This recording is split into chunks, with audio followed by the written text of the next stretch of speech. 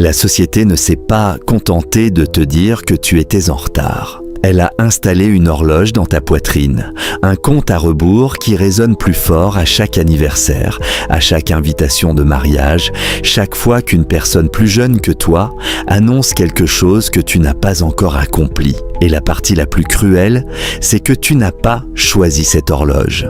Elle a été placée en toi avant même que tu aies les mots pour la refuser. La plupart des gens croient que les personnes qui réussissent tardivement sont simplement des versions plus lentes de ceux qui réussissent tôt, qu'elles voulaient les mêmes choses, visaient les mêmes objectifs, mais qu'elles n'ont tout simplement pas réussi à suivre. Ce n'est pas seulement faux, c'est exactement l'inverse de la vérité. Carl Jung a passé la seconde moitié de sa carrière à démonter ce mensonge précis. Et ce qu'il a découvert changera profondément la manière dont tu comprends ton propre parcours. Il existe un mécanisme psychologique que le monde moderne a enfoui si profondément que presque personne n'en parle.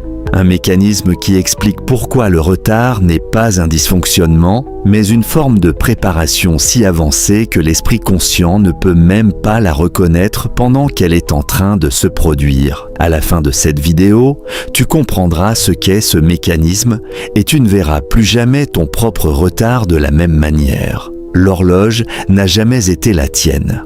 Voici ce que personne n'admet publiquement. La réussite précoce n'est pas un signe de profondeur. C'est souvent un signe de conformité. L'enfant qui atteint son apogée à 22 ans ne s'est pas découvert tôt. Dans bien des cas, il a découvert très tôt ce que le monde attendait de lui. Il a appris l'algorithme de l'approbation, les notes, les récompenses, les titres, les promotions. Et il l'a exécuté avec précision. Il ne s'est pas épanoui. Il a simplement performé. Et les applaudissements étaient si forts que personne, pas même lui, n'a remarqué la différence. Jung avait un terme pour cela, la persona, le masque qu'une personne construit pour répondre aux attentes sociales. Et il affirmait quelque chose que beaucoup de psychologues de son époque trouvaient profondément inconfortable. Plus la persona est efficace, plus elle devient dangereuse, car un masque qui fonctionne trop bien devient impossible à distinguer du vrai visage. Tu oublies que tu le portes.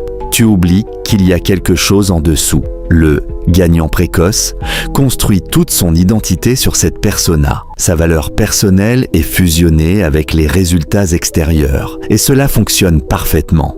Jusqu'au jour où cela ne fonctionne plus, jusqu'à la crise du milieu de vie, jusqu'à la promotion qui sonne creux, jusqu'au mariage qui paraît parfait de l'extérieur, mais qui résonne intérieurement d'un vide silencieux. Jung a observé ce schéma encore et encore dans son travail clinique. Ses patients n'arrivaient pas à 25 ans, brisés par l'échec. Ils arrivaient à 45 ans, brisés par le succès.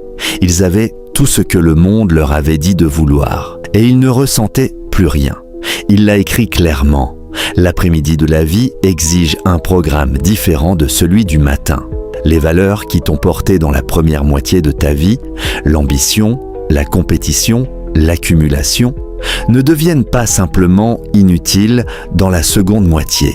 Elles deviennent toxiques. Elles commencent à empoisonner le système qu'elles avaient autrefois alimenté. Ce que cela signifie pour toi.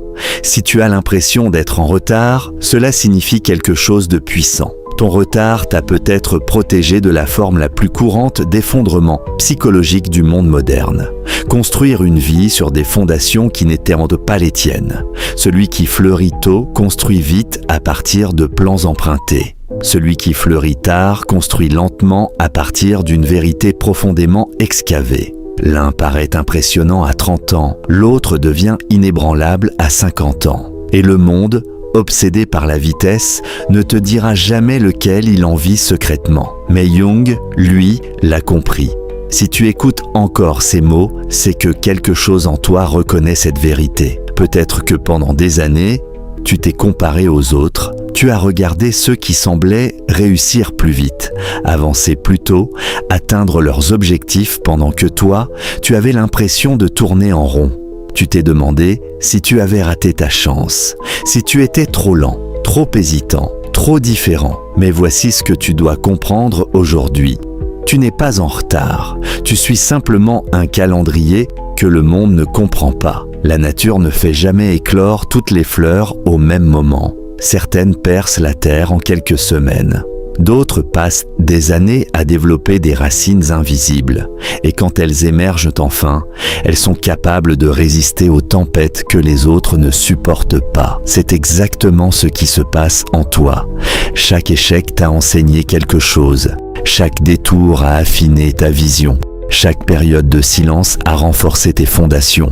Chaque moment de doute t'a forcé à distinguer ce qui était superficiel de ce qui était essentiel. Rien n'a été perdu, rien n'a été inutile. Même les années où tu pensais ne pas avancer étaient des années de transformation. Tu devenais plus profond, plus lucide, plus solide, plus authentique, et c'est cela que le monde ne voit pas. Le monde célèbre les victoires visibles. Il applaudit les réussites rapides, mais il ne voit pas les batailles intérieures. Il ne voit pas les nuits de remise en question. Il ne voit pas les années de reconstruction silencieuse. Il ne voit pas la personne que tu es en train de devenir. Mais un jour, tout ce travail invisible deviendra visible. Et lorsque ce moment arrivera, tu ne seras pas seulement prêt, tu seras aligné. Tu sauras qui tu es.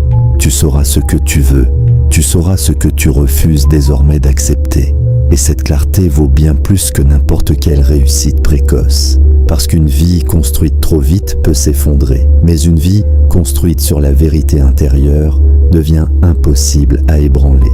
Alors cesse de t'excuser pour ton rythme. Cesse de croire que tu as raté ton moment. Cesse de mesurer ton parcours avec l'horloge des autres.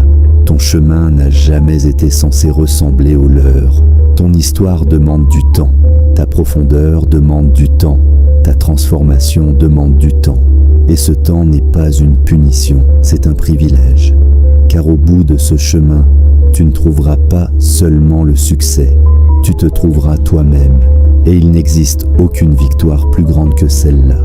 Alors avance avec confiance, même lentement, même dans l'incertitude, même lorsque personne ne comprend ce que tu traverses. Continue, parce que tout ce que tu vis en ce moment te prépare à devenir la personne que tu étais destinée à être. Et lorsque tu fleuriras enfin, ce ne sera pas parce que tu as rattrapé les autres, ce sera parce que tu auras cessé de courir après leur vie pour commencer à vivre pleinement la tienne. Tu n'es pas en retard, tu es en gestation, tu n'es pas perdu, tu es en transformation, tu n'es pas en train d'échouer, tu es en train de devenir. Et crois-moi, certaines des plus belles histoires commencent précisément au moment où tout le monde pensait qu'il était trop tard.